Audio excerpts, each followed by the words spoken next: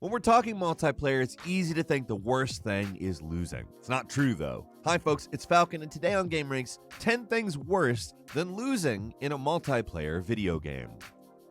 Starting off at number 10, losing your connection mid-match. I can't imagine anything more frustrating than doing well and suddenly, oops, someone trips on the power cord. A baby brother or perhaps one's offspring resetting the router. Oof, that's the worst. Or for no reason, let's just say your internet stops working properly. I've had that happen more than once. I'm sure you have as well. Whether it has something to do with your router or if there's an actual outage. Considering how much most of us play games, it's fairly likely that an outage will affect it. But what sucks even more is when the game is like, we saw you left mid-match and therefore we are going to give you some kind of a punishment. But it's like, I lost my connection, I didn't leave mid-game, you come on. And number 9 is drawing the game in like the 90 minute or the last minute of extra time or whatever. Like say in FIFA Ultimate when you're playing for an objective, you've been like defending well the whole game, you have the whole game under control, you're 2-0 up, had majority possession the entire game, extremely high scoring to shot ratio, but like all of a sudden in the last minute, your opponent's score is like enough to draw the game. And it actually can even get worse than this, when like your shot is on its way in and someone quits while the ball is mid-flight and the game draws anyway. I mean, that's worst case scenario, but the draw either way is super irritating. It obviously like extends beyond FIFA. There's plenty of sports games where these exact types of dynamics can happen. FIFA's just one of the biggest games out there, you know?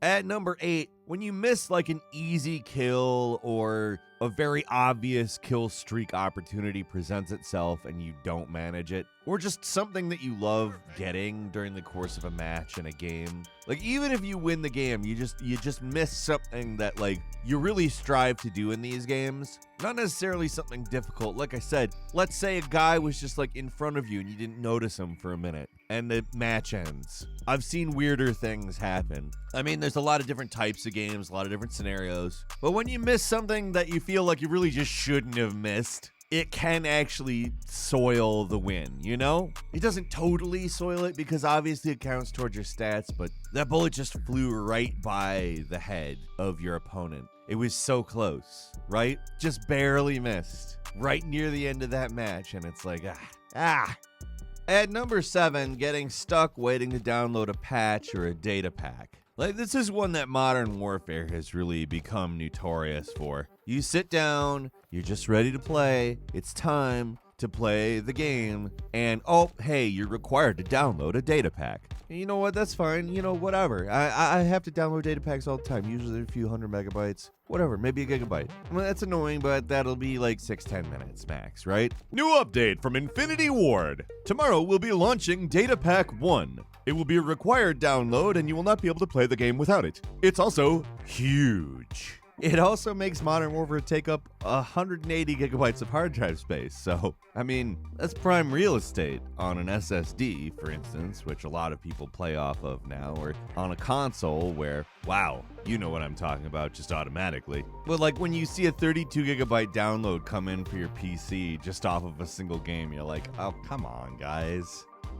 At number 6, let's say you had a difficult match with an opponent who was very skilled, and you're like, it was a good game, man. You did a good job. I'm pretty stoked. I really enjoyed the challenge and I appreciate it. No, I don't actually think anybody talks like that online, but yeah. Let's say you're just super respectful after the match, even complimentary, but your opponent is like, nah, man, I'm gonna shit talk you. You're the bad guy here because you won. I don't care how close it was. I don't care how good of a match it was. I wanted to win. I wanted this stat, and you suck. Again, people don't talk like this. It gets much more extreme. Or even let's say you lost. Let's say you had a good match, but you couldn't beat them, and you're like, man, you're a good player at this game. And they're like, haha, teabag. And you're like, dude, I was being complimentary. And they're like, haha, don't care. My skills mean nothing to me. All that matters is you feeling bad. Haha. I sustained myself on your embarrassment.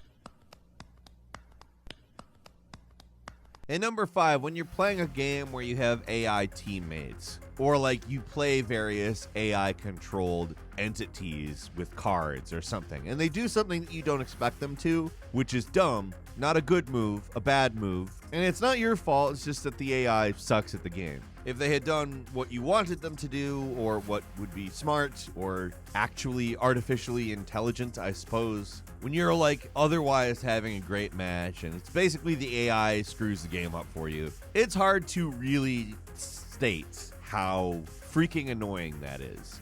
But it sucks because sometimes you're just reliant on AI in game, and sometimes it just takes a big dump. A lot of mobile games are this way. And unfortunately, I don't hate mobile games. Similarly, like a lot of sports games have this problem. Probably more than anything else. Because a lot of the time, sports games are about timing and about split-second decisions and stuff. And, well, AI can be bad at that.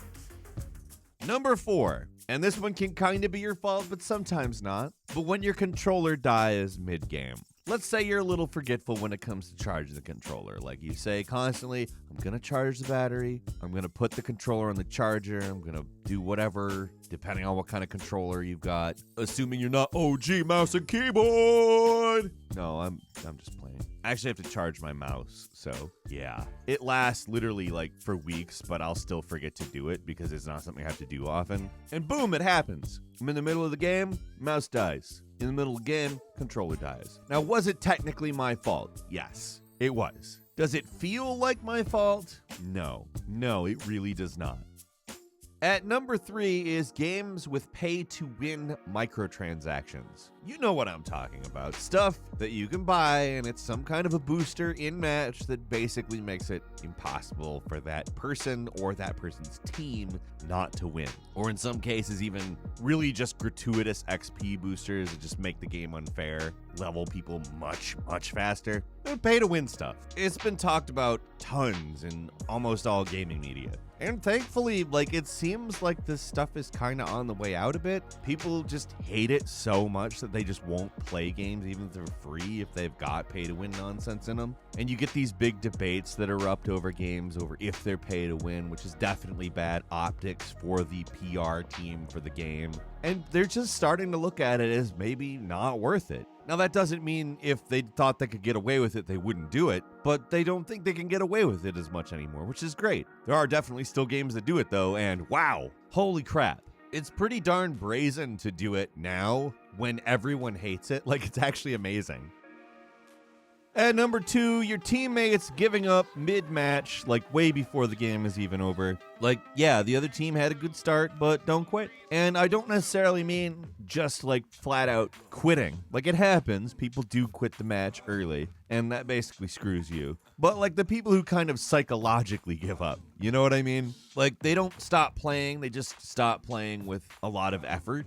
And like, here's the best reason not to quit. The matches where you start from behind and come back are way more satisfying wins than just a game where you absolutely annihilate the other team because of a huge skill disparity. I promise you, just don't leave the match. Stay with it. Stick with it. Give it your all. Even if you lose, you'll feel like, wow, I really put everything into this. Or you won't. I don't know. I can't predict how you'll feel, but it's how I feel even when I lose and I've really gone hard, you know? It pisses everyone else on your team off when you're just like, peace, teammates. I know you can't win, so I'm gonna go make a microwave meal. Bye. And finally, at number 1, probably one of the more pride-injuring things, when you lose to a worse player than you. Like, yeah, losing sucks. But losing to somebody that you can visibly see is less capable than you in the context of this game. Bit of a punch to the old ego. Even when you're like, I know I'm better than this person. And it doesn't shake your confidence in yourself. You're still just like, should have won. Shouldn't have lost to that guy. And here's the thing. This happens to everybody. The best players in the game still lose. And by virtue of them being the best, they lose to players that are less good than them. So it's maybe not one that we should feel super bad about, but it's really easy to. But what's worse than losing in your opinion? Leave us a comment, let us know what you think. If you like this video, click like. If you're not subscribed, now's a great time to do so. We upload brand new videos every day of the week. The best way to see them first is a subscription, so click subscribe and enable all notifications. As always, we thank you very much for watching this video. I'm Falcon. You can follow me on Twitter @FalconTheHero, and we will see you next time right here on gameranx.